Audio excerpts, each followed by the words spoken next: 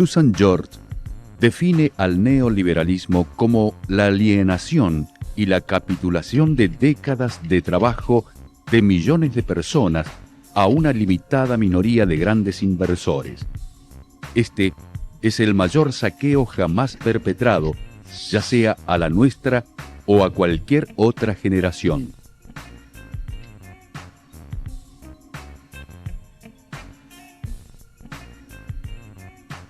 En nuestro país y en nuestra provincia, la aplicación del neoliberalismo es responsabilidad directa de una camada de dirigentes políticos identificados con el menemismo.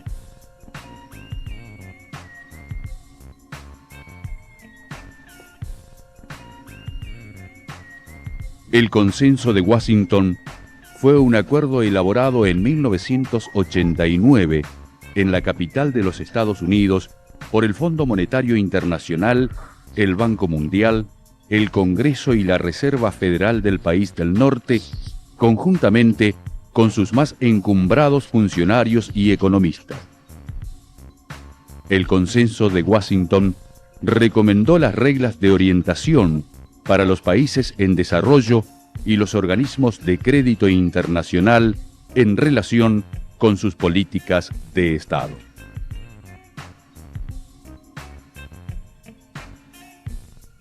A fines del 89, el gobierno del Dr. Menem aprobaba dos leyes decisivas para la aplicación del neoliberalismo en la Argentina: las leyes de reforma del Estado y de emergencia económica. Coincidía ello con el auge de la revolución conservadora a nivel mundial y el discurso del sociólogo norteamericano Francis Fukuyama, quien sostenía el fin de las ideologías. En síntesis, decía Fukuyama que existía en el horizonte del mundo solamente el capitalismo salvaje.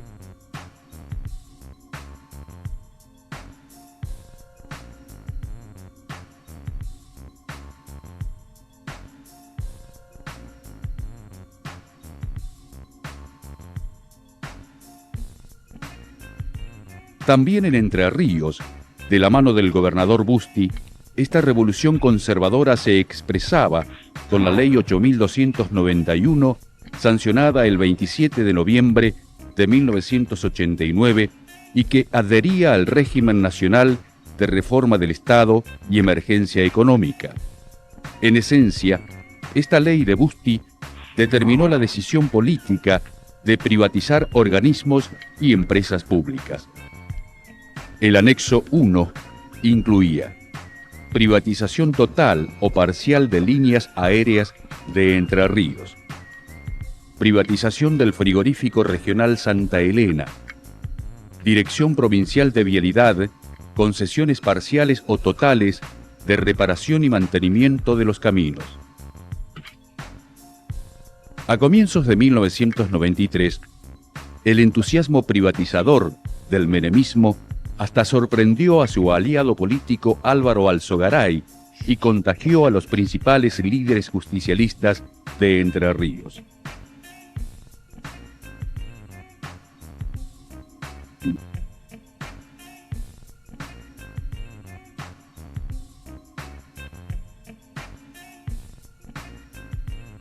La Ley 8.706 de Moine del año 93 despidió a 2.605 agentes públicos, provocando las más grandes movilizaciones de repudio que se conocen en Paraná y el mayor desgaste político de los legisladores y funcionarios del justicialismo.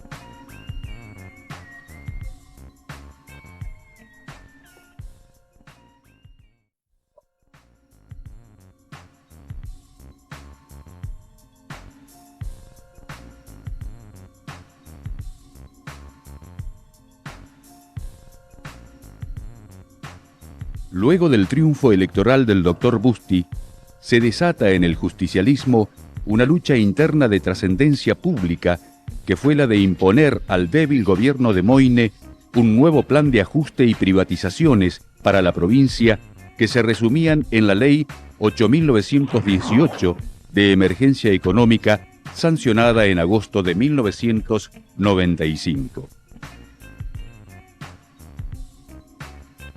El trabajo sucio lo debía hacer el gobierno que se iba. El trabajo sucio lo debía hacer el gobierno que se iba.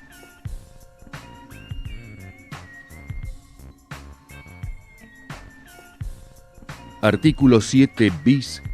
Congeló salarios y suspendió ascensos y recategorizaciones.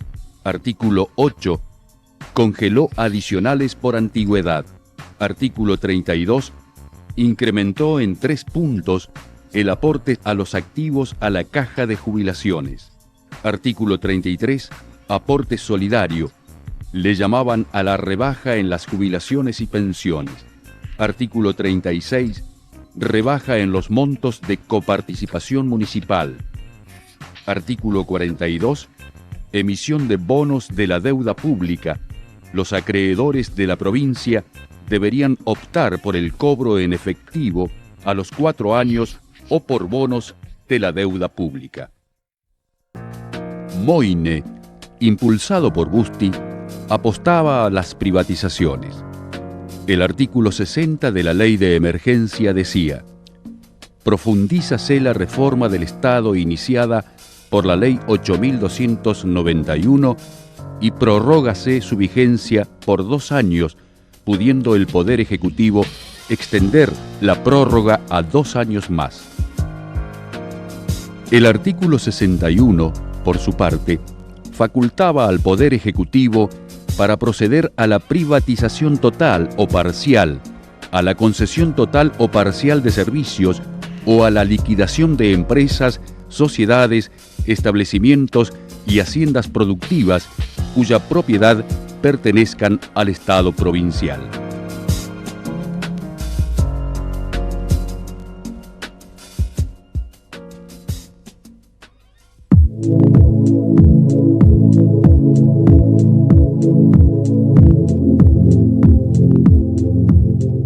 El contador Edmundo Muguruza fue presidente del directorio del Banco de Entre Ríos entre 1990 y 1991 a propuesta del gobernador Busti. En aquella época, el doctor Busti y Muguruza, alentados por la ola creciente del neoliberalismo que provenía de los centros del poder financiero internacional, comenzaron a pergeñar la privatización del Banco de Entre Ríos. En agosto de 1994, durante la gobernación del contador Moyne y en el marco de las instrucciones del entonces ministro de Economía de la Nación, Domingo Cavallo, se privatizó el Banco de Entre Ríos, constituyéndose el Versa, una nueva sociedad anónima. Hoy se cierra un ciclo para el Banco de Entre Ríos. Se abre uno que, no tengo dudas, va a ser exitoso. El consorcio que adquirió el banco estaba integrado por el Banco Institucional Cooperativo, el Banco Cooperativo del Este y el Banco Municipal de Paraná. Fue la única oferta, logrando la adjudicación en $15.100.000. Los periódicos de la época hacían referencia a un informe de la consultora privada Alfa que responsabilizaba a los directores del viejo Banco de Entre Ríos por la pésima situación financiera como consecuencia del mal otorgamiento de los préstamos. No va más. El Estado, en muchas funciones, que la hace muchísimo mejor la actividad privada. Al Banco de Entre Ríos no lo fundió el Estado. Muchos empresarios, a pesar de ser solventes, fundieron el banco al no abonar sus obligaciones, amparados por el poder político de turno. Bienvenido sea la actividad privada. Confiamos en ustedes. Confiamos porque lo vemos todos los días. No son personas desconocidas, son personas que la hemos visto trabajando durante años. No le entregamos el banco a un grupo que no conocemos, a un grupo que viene a la aventura. Si les va bien, bienvenido sea, y si les va mal, un día nos encontramos que se han ido y no sabemos a quién reclamarlo. Vendría luego, en el año 1999, la venta del Versa a la banca francesa. Se cumplía así la regla de oro del Consenso de Washington: privatizar y extranjerizar. Dejamos de opinar, deja de pertenecernos. El banco ahora necesita trabajar, no tantas opiniones, no tantas discusiones, no tantas críticas. Así no se forja absolutamente ninguna empresa con futuro. Se va a forjar trabajando y en silencio. Muchísimas gracias.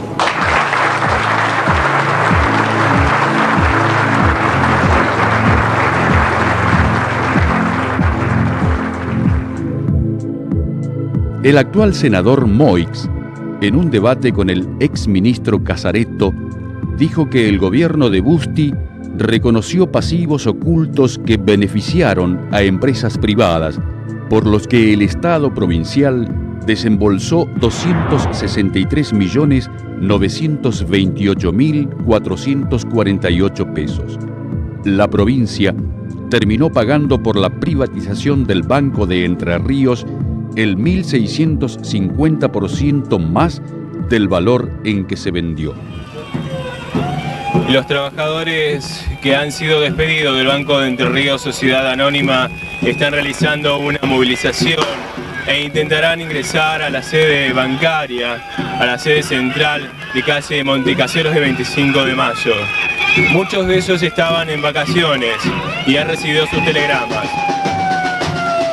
En 1991, el Banco de Entre Ríos contaba con una planta de 2.475 empleados. De aquellos trabajadores, actualmente quedan 570. El proceso privatizador del Banco de la provincia significó la pérdida de casi 2.000 puestos de trabajo. Abandonado el Versa por el Crédit Agricole, el Banco Nación se hizo cargo en mayo del 2002.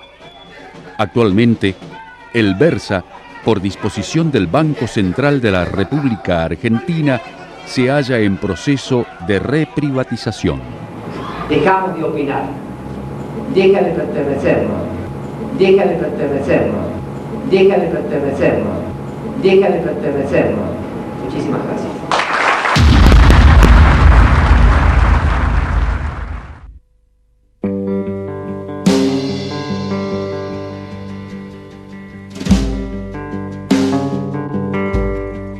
Santa Elena ha sido una ciudad con gravitación política en Entre Ríos. En los últimos 30 años, 2 vicegobernadores fueron santaelenenses. La existencia de estos 2 vicegobernadores no fue casual. Ambos fueron dirigentes del Sindicato de la Carne de aquella ciudad y, en consecuencia, estuvieron ligados a la historia más reciente del frigorífico Santa Elena. A comienzos del siglo XX, los ingleses, como potencia mundial, monopolizaban el comercio internacional de las carnes. La Swift, la Liebig y la Bovril eran las más importantes compañías que se instalaron en nuestro país. La Bovril ubicó las costas del río Paraná en inmediaciones de la ciudad de La Paz para establecer su planta frigorífica. Un verdadero emporio empresario. Miles de obreros y muchas generaciones tuvieron una historia común con la empresa. Era la historia misma de Santa Elena. En los 80, la industria frigorífica dejó de ser un negocio rentable para las transnacionales. El gobierno del Dr. Montiel debió hacerse cargo del frigorífico Santa Elena abandonado por sus dueños para impedir su cierre, evitando así la catástrofe social del desempleo. En 1990, el doctor Busti se desprendió de la empresa mediante un procedimiento privatizador que todavía se discute, que fue acompañado de irregularidades, negocio político y enriquecimiento empresarial. La empresa Euromarch, sociedad anónima, ligada al grupo financiero Citibank, se hizo cargo del frigorífico bajo el nombre de Frigorífico Rioplatense.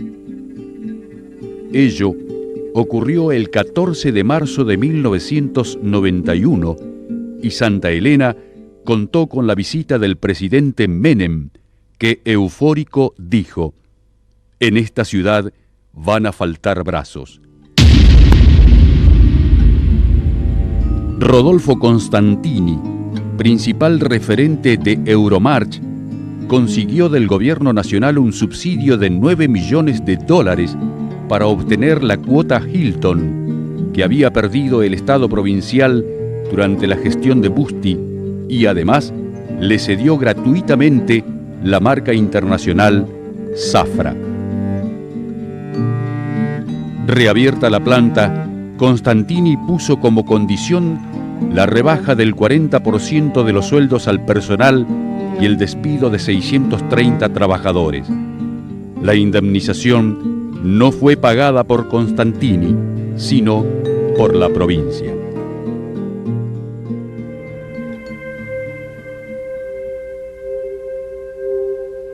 En 1992, tomó estado público que Constantini obtuvo $18 millones por préstamos públicos que hasta hoy no ha devuelto. En 1993 obtuvo otros $13 millones.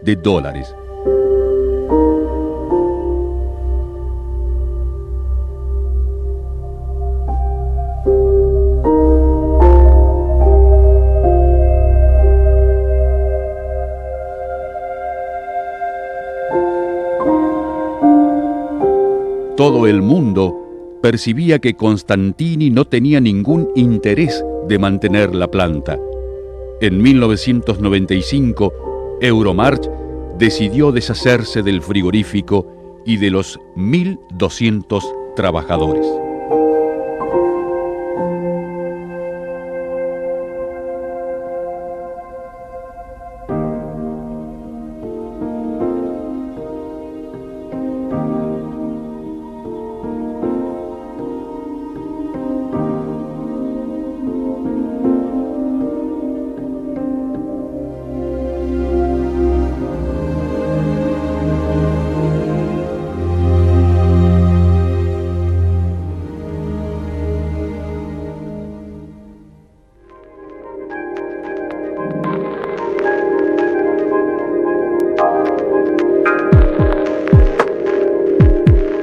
En agosto del 86, durante el gobierno del doctor Montiel, se crea la empresa provincial Gas de Entre Ríos, EGASER, y se llama a licitación para la construcción del cruce subfluvial y obras complementarias. En el 90, se inicia el proceso de privatización del servicio público de gas natural en la provincia, aplicándose así los lineamientos neoliberales del menemismo. Y es así que la construcción, el mantenimiento y la explotación de las redes troncales y de distribución del gas natural se privatizó a favor de Redengas, única oferente y adjudicataria por 30 años. Redengas estaba constituida por empresas que carecían de antecedentes en obras de gasoducto. La inversión de Redengas fue casi inexistente. Las redes la pagaban los frentistas mediante contribución de mejoras. Los gasoductos se pagaban a través de un fondo conformado con recursos provenientes de un impuesto a los usuarios de gas. Posteriormente, Moine rescinde el contrato con Redengas por considerarlo inviable y designa a dicha empresa como subdistribuidora del servicio en la ciudad de Paraná. Sin pagar un centavo, Redengas se quedó con el negocio de la explotación, aprovechando las inversiones realizadas de $10 millones.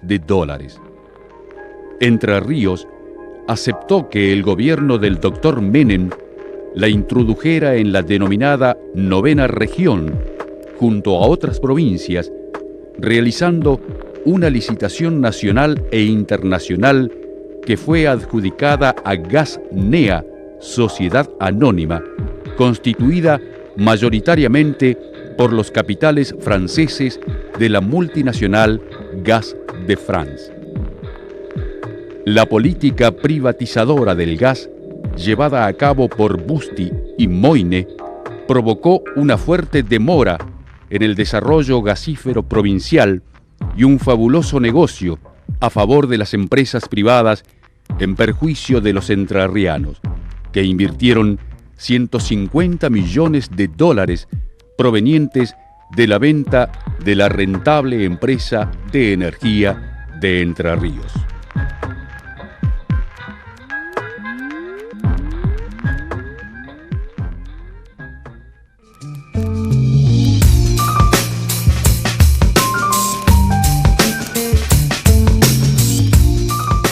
La embestida del bustismo fue incorporar en el plan de ajuste la privatización de la empresa provincial de energía de Entre Ríos, además la AFJP Afianzar y el Instituto Autárquico Provincial del Seguro. Moine presenta en la legislatura el proyecto que declaró a EPER sujeta a privatización en medio de una generalizada protesta de los trabajadores estatales y de la empresa que repudiaron a los legisladores del oficialismo, quienes votaron afirmativamente. De las empresas privatizadas y a privatizar, EPER era la empresa estatal que mayor utilidad le daba al Estado provincial. En 1994, por ejemplo, facturó más de $130 millones, con una ganancia neta de $3 millones. Era la empresa de mayor facturación en la provincia, a pesar de la desregulación del mercado eléctrico. Conocido el llamado a licitación para la privatización de EPER, los principales grupos económicos nacionales y extranjeros del país compraron los pliegos licitatorios. El 4 de abril de 1994 se abrieron las ofertas.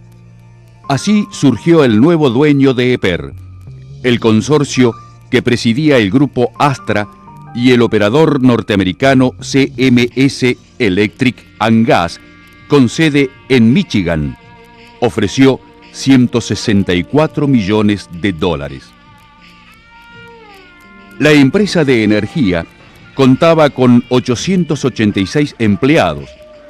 2 años después, a fines del 96, la empresa privatizada se había desprendido de más de 500 trabajadores. La empresa privatizada tenía utilidades del orden de los $8 millones anuales como consecuencia de la superexplotación de los trabajadores y del significativo aumento de las tarifas en perjuicio del usuario.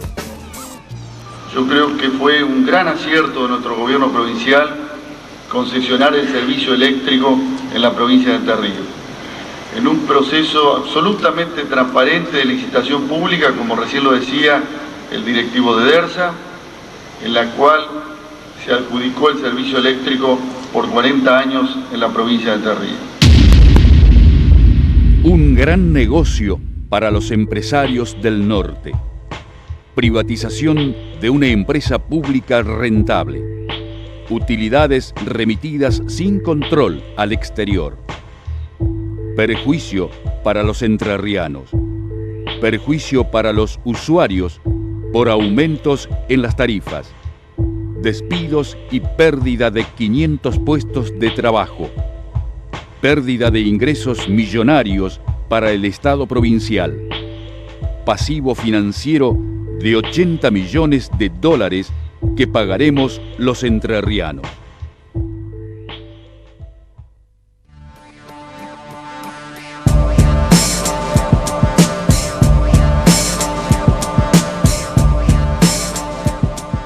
El neoliberalismo en la provincia, en el período 1987 a 1999, generó un fuerte endeudamiento del Estado provincial simétrico al crecimiento de la deuda externa de la nación. Del gráfico que aparece en pantalla, surge que la deuda pública provincial creció en un 71% en el período que va desde el año 1991 a 1999. Tan importante incremento de la deuda pública se debió en parte al aumento del déficit presupuestario generado no porque se gastara más y mejor a través de la prestación de servicios tales como salud, educación y seguridad, sino por las tasas usurarias que pagaban los gobiernos de Busti y Moyne por la toma de sus créditos. Creció también la deuda de la provincia debido a la cesión de importantes cuotas de coparticipación federal que pasaron a poder de la nación vía pactos fiscales. Tan solo en el período 1988-1999, el menembustismo hizo perder a Entre Ríos 1.203 millones de pesos.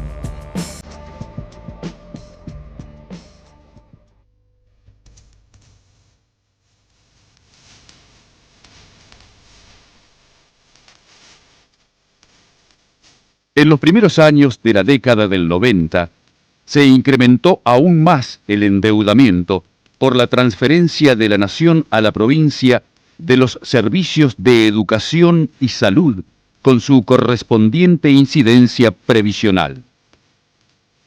La transferencia le costó a la provincia 186 millones de pesos, ya que no se trasladaron los aportes realizados por los agentes que anteriormente dependían de la nación. La provincia de Entre Ríos está ayudando a financiar el sistema jubilatorio nacional vía la cesión de algunos recursos que oportunamente se hicieron hacia el gobierno nacional. También está ayudando a financiar el déficit de las cajas de jubilaciones transferidas por otras provincias al sistema nacional y aparte tiene que pagar la necesidad de financiamiento que tiene el sistema previsional entrerriano. La transferencia de los servicios a las provincias respondía a una exigencia de los organismos financieros internacionales como el Fondo Monetario Internacional y Banco Mundial. De esa manera, se reducía el déficit presupuestario de la nación, produciendo excedentes que se destinarían finalmente al pago de los servicios de la deuda externa.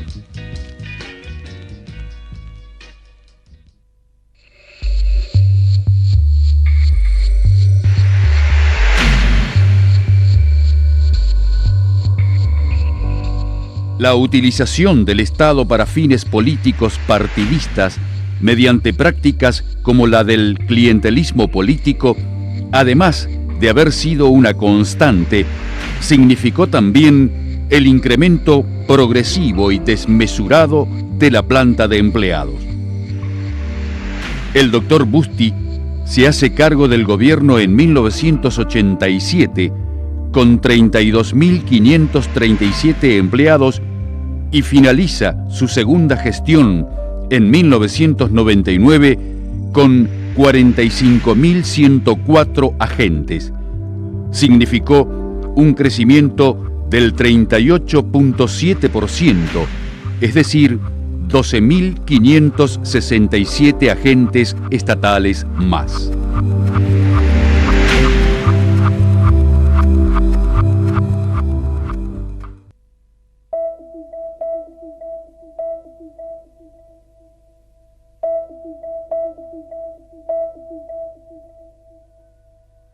Bueno, la cantidad de potenciales contribuyentes con intención de acogerse al régimen.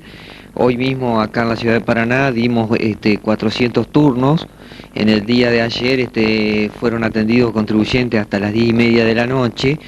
Es decir que, bueno, también en el resto de la provincia ha habido localidades con dificultades de este tipo y por lo tanto, bueno, creemos lo más prudente estar concediéndole 12 días más de plazo a los contribuyentes para que puedan estar regularizando su situación. Mientras decenas de miles de entrerrianos regularizaban sus impuestos, Busti sancionó en enero del 99 los decretos 30 y 31 que condonaron multas e intereses por incumplimientos impositivos a las empresas TVCom, Sociedad Anónima y Televisora Mesopotámica, ambas del grupo de Victorio Américo Gualtieri, por la suma de 1.271.291 pesos dólares. Este hecho generó la denuncia penal contra el Dr. Busti y su ex ministro Dregwans por parte de la Fiscalía de Investigaciones Administrativas ante el juzgado número 4 del Dr. Héctor Vilarrodona.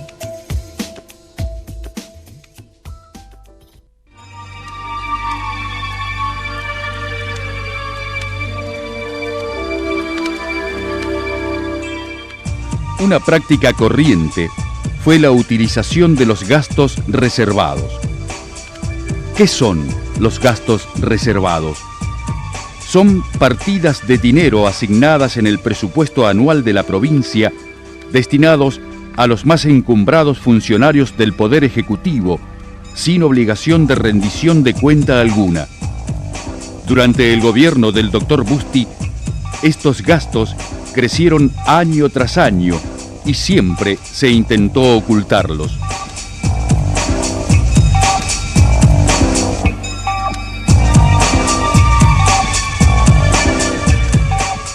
El decreto 2425 del 1 de julio de 1998 lo demuestra. Lleva las firmas de Busti y Casaretto. Sus considerandos son de una llamativa vaguedad. Dispone una modificación presupuestaria reñida con la más elemental ética pública. Disminuye en el presupuesto de dicho año 500.000 pesos que estaban asignados a salud para transferirlos a gobernación para manejo exclusivo del gobernador Busti.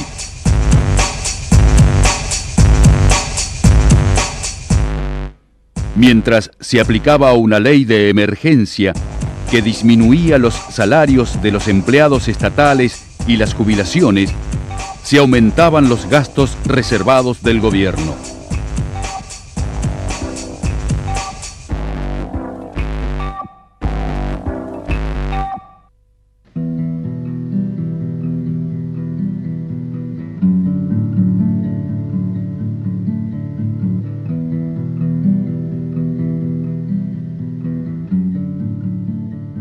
En el campo, el neoliberalismo acentuó su principal premisa: avanzar en la concentración económica de la tierra y en la centralidad del capital.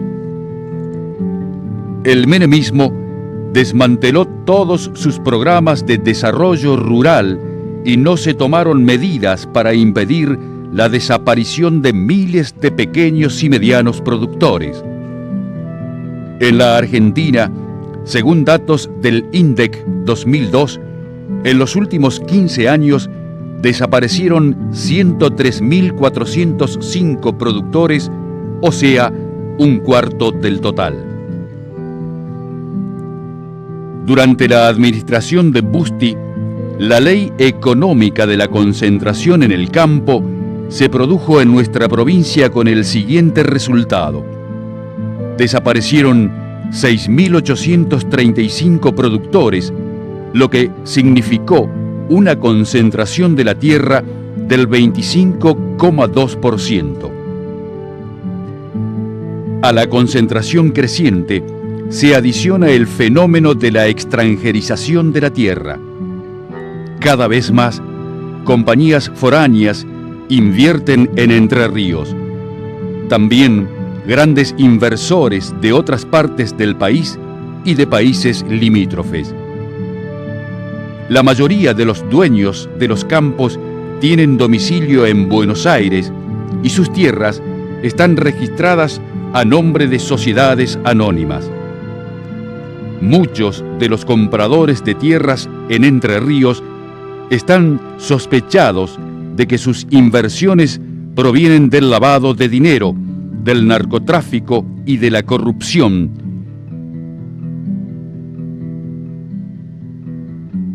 Según datos del Censo Nacional realizado en el año 2002, la población rural de Entre Ríos decreció en un 10%, a pesar que la población total aumentó un 12%.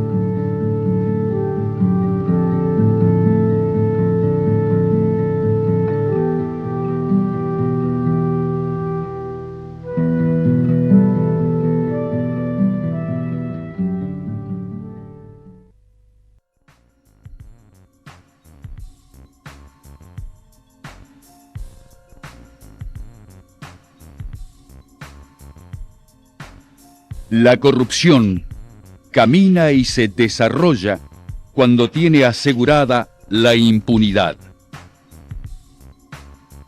La corrupción se potencia con el neoliberalismo. Los negociados van de la mano de las privatizaciones, de las desregulaciones y de los procesos de concentración del capital. La corrupción, considerada en general, es el aprovechamiento indebido del patrimonio público en beneficio particular o de un grupo. Durante los gobiernos del Dr. Bustti, la corrupción tuvo categoría de política de Estado. Tuvo preeminencia en muchos actos de gobierno. La corrupción devino en una nueva forma de renta personal para los funcionarios de entonces, asentada sobre el monopolio que ejercían en las decisiones gubernamentales, significando un enorme perjuicio económico y moral para la población de la provincia. La corrupción ha conformado verdaderas bandas o asociaciones ilícitas que se enquistan en el aparato estatal para saquearlo. Dice Transparencia Internacional que en la Argentina el Estado ha sido capturado por una red de dirigentes que lo han puesto al servicio de sus negocios e intereses políticos.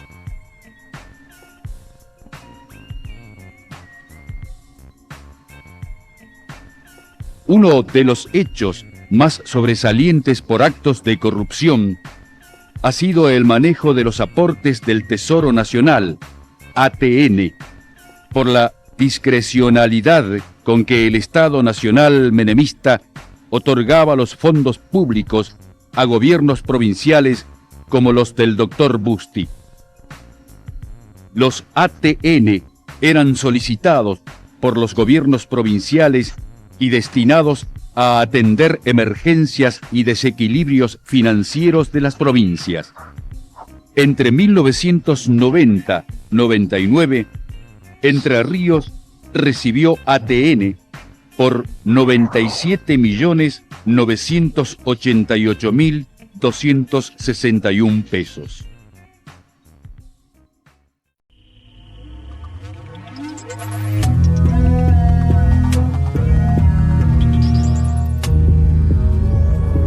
A fines de 1997, la Asociación Civil Integración Solidaria Entre Ríos, ACISER, sin personería jurídica, recibió del gobierno provincial 2 ATNs por un monto total de 965.000 pesos dólares.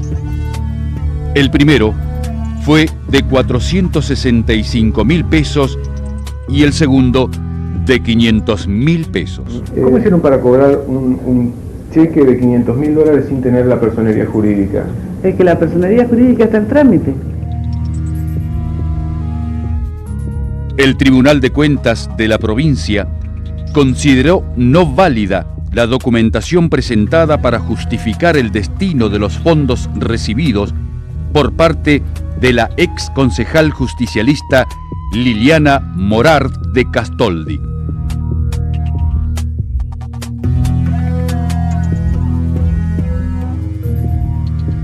Toma Estado Público esta situación a partir de la investigación realizada por el periodista Sergio Gómez, conductor del programa televisivo Contratapa. Concejal, cuéntenos cómo hizo para conseguir $1 millón. Nosotros hicimos el trámite en el Gobierno de la Nación, y el Gobierno de la Nación, ante una nueva política que se está determinando... ¿Ante quién? Por favor, puede ser más precisa, porque por ahí hay gente que puede seguir su camino. Sí, no, se lo digo, digamos, parece broma, pero es no se habló con una sola persona en el Gobierno Nacional. La aparición en escena de la concejal Castoldi fue parte de un iceberg que comprometía a las figuras principales del gobierno en ese momento. Efectivamente, Liliana hizo algunos comentarios al final de la reunión de bloque. Creo que comentó, por ejemplo, que ese ATN de $500.000 se enteró que estaba para el cobro a través de su secretario, y también manifestó, bueno, de que parte de ese dinero había sido utilizado con fines de pagar deudas. Y deudas de campaña, concejal Corona. Efectivamente. El affair Castoldi tuvo trascendencia nacional.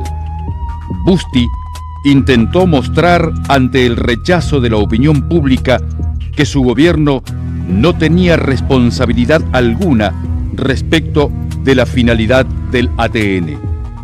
Se abrió así una polémica pública entre el ministro Corach y el doctor Busti que trascendió los límites de la provincia.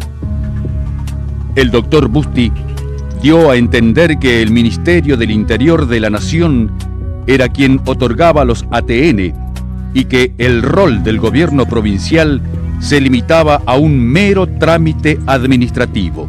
En materia opinable, la decisión política del gobierno nacional de hacerlo de esta manera. ¿Tuvieron algún acuerdo del gobierno provincial para hacerlo? Sí. ¿El gobierno provincial autorizó, dio la venia para Sí. ¿Qué hicieron con nosotros? Hicimos la gestión y bueno, ¿Y salió? Salió.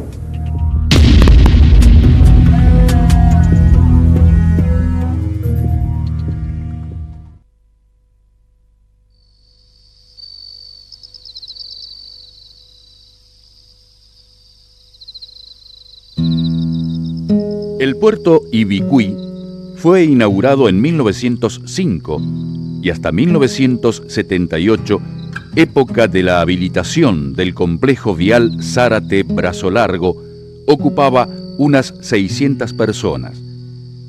El incremento de la producción de granos y oleaginosas por la utilización de nuevas semillas, la aplicación de fertilizantes y la siembra directa mejoró notablemente la producción y creó la necesidad de salida al mar, reactivando la idea de ampliación y utilización del puerto de aguas profundas Ibicuí.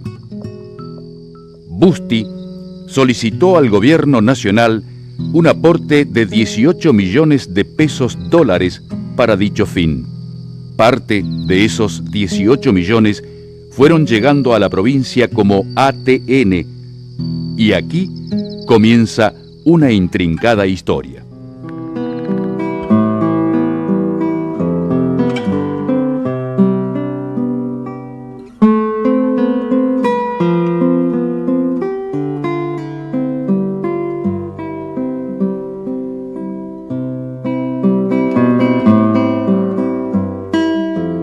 En 1997, por sugerencia del senador provincial Abelardo Pacayut, se conformó la Comisión de Fomento Pro Desarrollo del Puerto Ibicuí. Recibe esta comisión el primer ATN por $1,5 millones de pesos dólares, que es transferido luego al ente autárquico Puerto Ibicuí, presidido por Carlos Alberto Pacayut, hermano del senador. El ente autárquico continuó recibiendo los ATN y a fines de 1998 el monto total recibido ascendía a 6 millones de pesos dólares. 8 de abril de 1999 nos encontramos en Puerto Ibicuí para llevar a nuestra población imágenes de las tareas que aquí se están desarrollando. 19 pilotes han sido colocados hasta este momento. La oposición parlamentaria en ese momento había solicitado información sobre la marcha de la obra y la utilización de los fondos, lo que nunca fue respondido por Busti.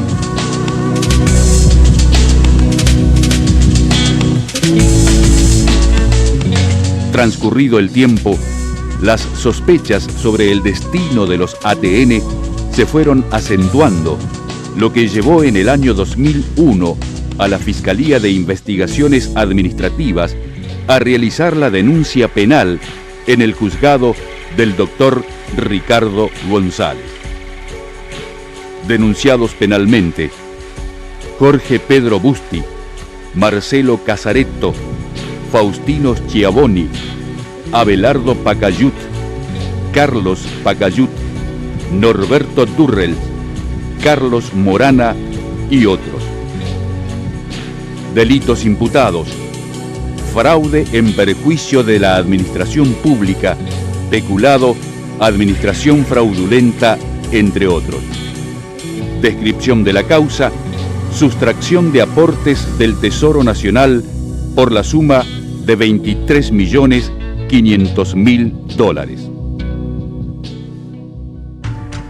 En forma irregular, las obras fueron encargadas a la empresa Perfomar, Sociedad Anónima, como resultado de la licitación privada llevada a cabo por la comisión que carecía de personería jurídica.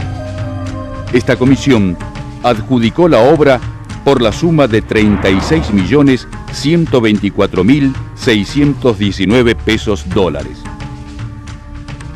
Llamativamente, pocos meses antes de la finalización del mandato de Busti, el 20 de agosto de 1999, se firmó un nuevo convenio entre el ente autárquico y Perfomar, Sociedad Anónima.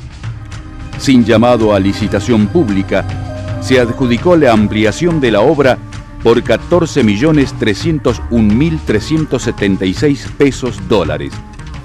En nombre de todos ellos, señor presidente, y usted va a observar hoy ese trabajo terminado del dique abierto en una pequeña maqueta, en donde después de esto sería un problema económico y político el que defina de que esta obra no es para los ricos, presidente, como algunos medios amarillos lo quieren mostrar. Posteriores investigaciones de la FIA desentrañan un sutil entramado entre funcionarios y empresarios. En septiembre de 2002, la FIA amplía la denuncia incorporando la figura de la asociación ilícita prevista en el artículo 210 del Código Penal. La FIA agrega que los hechos denunciados no podrían haberse dado sin la participación necesaria del entonces gobernador Jorge Pedro Busti. Y permanentemente estuve recibiendo el mensaje de su gente para reciclar este puerto y ponerlo a disposición no tan solo de los entrerrianos y los habitantes de esta región, sino de toda la República Argentina y especialmente el Mercosur. Y ahora es una realidad.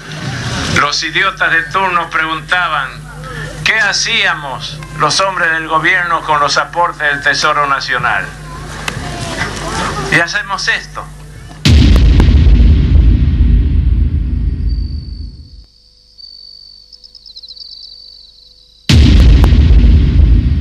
El 20 de agosto de 2003, La Nación, a través de la Subsecretaría de Puertos y Vías Navegables, inhabilitó la actividad portuaria en el puerto Ibicuí. Esta historia terminó con un puerto inhabilitado y un despilfarro de $50.425.995.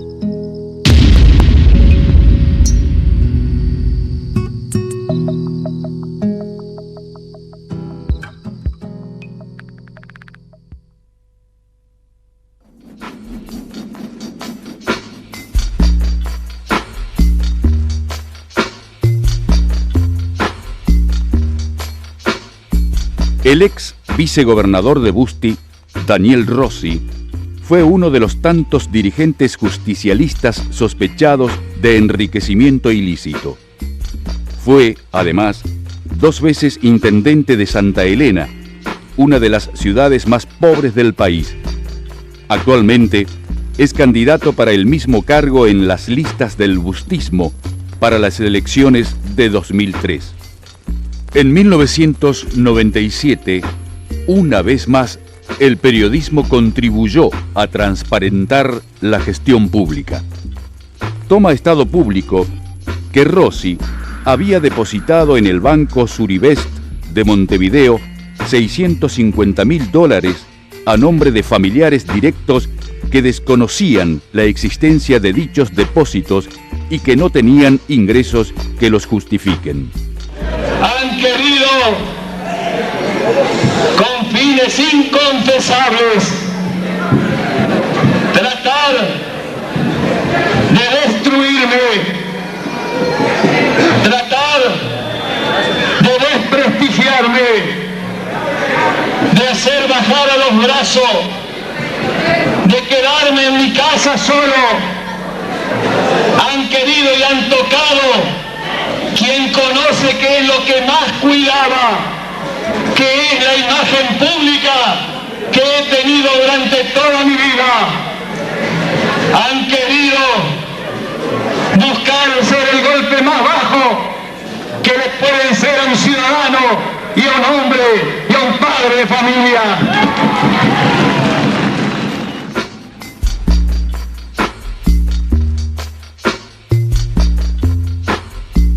Rossi está denunciado por enriquecimiento ilícito en el Juzgado de Instrucción de La Paz, en una causa que ya lleva varios años. La justicia uruguaya levantó el secreto bancario y demostró que el Dani manejó más de $4 millones en el vecino país. Por ley 9245 de marzo de 2000, durante el gobierno del Dr. Montiel, se creó la Fiscalía de Investigaciones Administrativas, que tendría como misión investigar todos los actos ilícitos, irregularidades o de corrupción pasados, presentes y prevenir en el futuro posibles hechos de este tipo. Los sospechados por actos de corrupción levantaron su voz contraria a la creación de este organismo de contralor. Los legisladores justicialistas votaron en contra de la creación de la FIA. Pero el principal opositor fue el exgobernador Jorge Pedro Busti, quien intentó desacreditarla, planteando el carácter persecutorio de la FIA, centrando sus dichos en el fiscal de la misma, Dr. Oscar Rovira.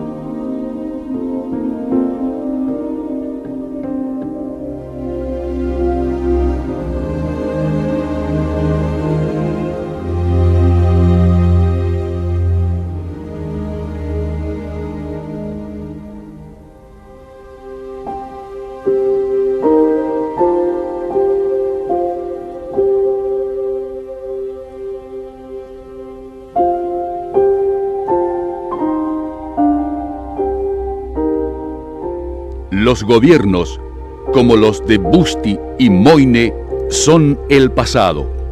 Fueron los responsables en la aplicación de las recetas del modelo neoliberal, un modelo de sumisión ante los poderosos que produjo hambre y desocupación, pobreza, corrupción y entrega como nunca antes se conoció en Entre Ríos.